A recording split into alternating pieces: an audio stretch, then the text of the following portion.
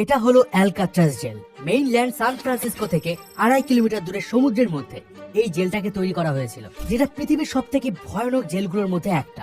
আর এই জেলে সমস্ত কুখ্যাত আসামিদেরকে বন্দী করে রাখা হতো। এমনকি এই জেল থেকে পালানো এক প্রকার অসম্ভব।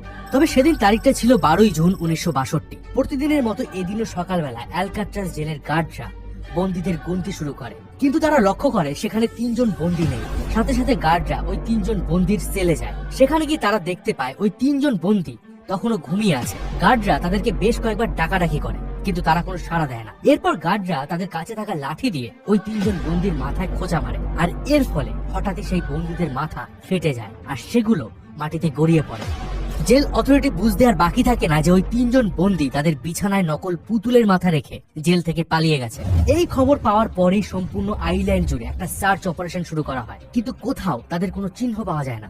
ওই 3 জন বন্দী এক রাতের মধ্যে শুধুমাত্র অ্যালকাট্রাজ জেল থেকে নয়, বরং ওই সম্পূর্ণ আইল্যান্ড থেকে একেবারে ভ্যানিশ হয়ে গেছিল।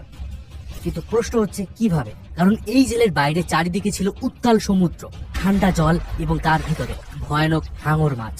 এই কারণে এই ঘটনাকে বলা